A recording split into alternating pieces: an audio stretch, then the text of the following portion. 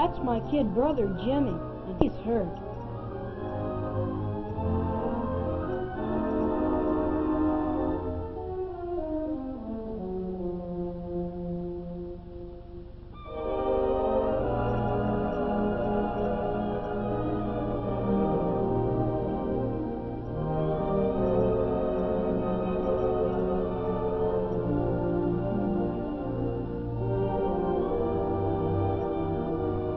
The police told me that Jimmy'd come barreling down the side street with hands on the handlebars.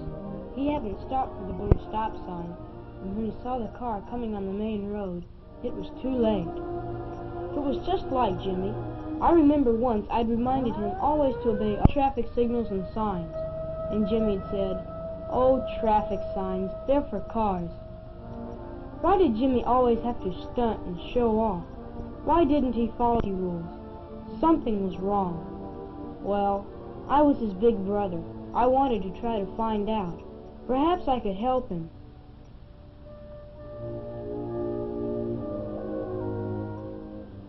First, I went to the police station. I knew that their traffic department had a bicycle safety program, and I wanted to get a few facts about bike accidents.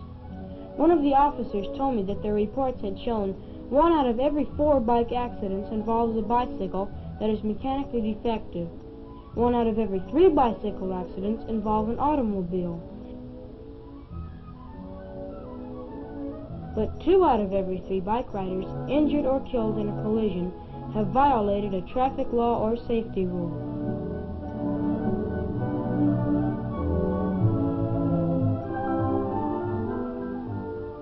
Mechanically defective bicycles cause accidents. What about Jimmy's bike? Did he keep it in good shape?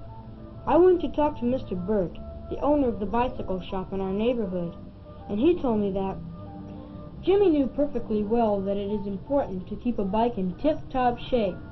He knew that a mechanically perfect bike must have properly adjusted brakes, handlebars set tightly in the frame, a horn or bell that can be heard at least 100 feet, a saddle that is adjusted correctly and tightened firmly, a clean, well-oiled chain with the right tension, just enough to keep it from jumping off the sprockets, tires that are not worn beyond safety and are kept inflated with the correct air pressure, and pedals that do not have worn and slippery treads. But Jimmy was more interested in flashy ornaments that might impress his friends. He had no time to bother with a thing like a loose boat. To him, a showy ornament was more important. Ornaments are fine and can be fun, but they belong on a sound bike. A well-kept bicycle is a safe bicycle. Some of Jimmy's schoolmates told me how Jimmy once almost got hurt because of his clowning and showing off on his bicycle.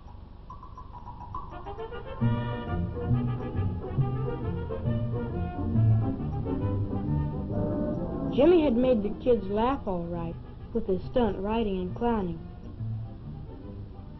He wanted to draw attention to himself, and he foolishly thought this childish showing off was the way to do it.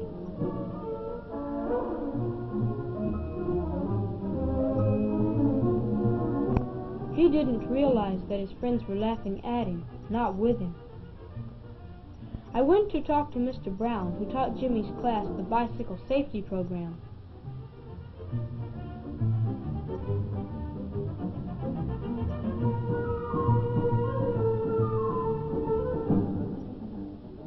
He told me that Jimmy was a good bike rider, one of the best in his class.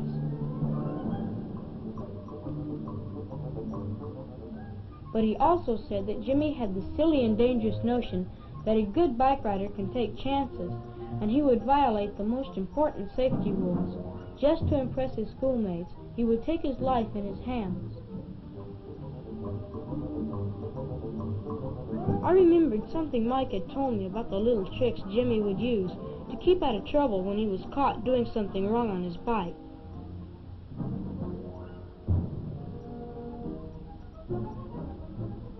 Once when he was stopped by a police officer, he acted extra polite and sorry and said, "Yes, sir," all the time, while the police officer told him that it is against the law to ride 2 on a bike, and that a bicycle rider must ride on the right side of the street, just like a car. Little Mike from down the street hero worshipped Jimmy. He thought Jimmy could ride a bike faster and better than anyone. It must have been important for Jimmy to be admired, even by little Mike. But it was a serious mistake to try to win this admiration by reckless and illegal bike riding.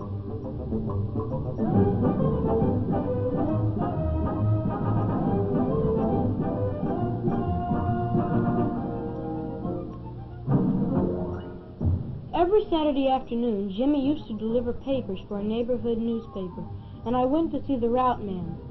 He told me that Jimmy was a good and dependable worker, but that a couple of people on his route had complained about his reckless bike riding. Only recently he'd warned Jimmy that he couldn't work for the paper if he didn't ride his bike safely and correctly on his route. It seemed that Jimmy had been riding on the sidewalk instead of on the street, despite repeated warnings, and almost had run into a lady with a small baby. The route man had given Jimmy a good talking to. He told him that serious accidents can happen that way, both to Jimmy himself and to others. But the route man said that he felt that Jimmy had that foolish and dangerous "it won't happen to me" attitude. From Jimmy's teacher I learned that Jimmy was a bright and willing student, but she also told me that Jimmy recently had a little disappointment. Jimmy's class was forming its basketball team, and Mr. Wade put on a game to select the players.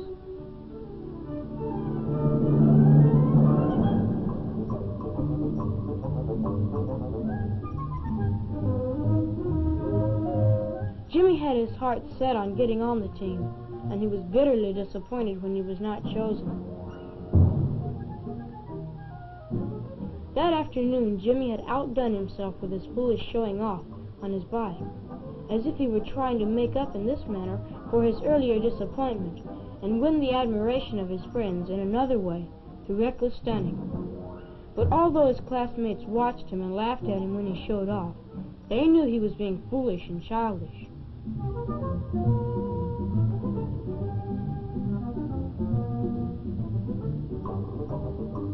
And it was that same afternoon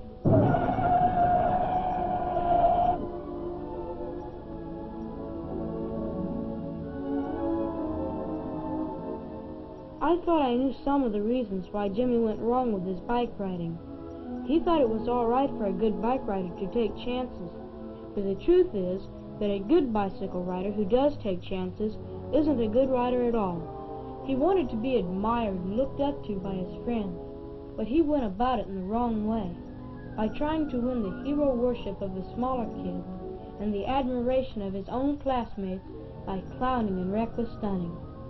And he was more interested in impressing his friends that way than in keeping his bike in safe repair.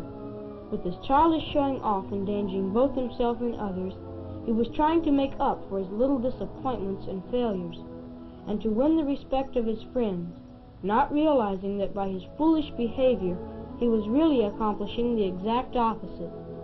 I had a long talk with my brother. After I told Jimmy what his teachers and friends had said, he realized how dumb he had been. I could tell from the grin on his face that he had learned his lesson, and his clowning days were over.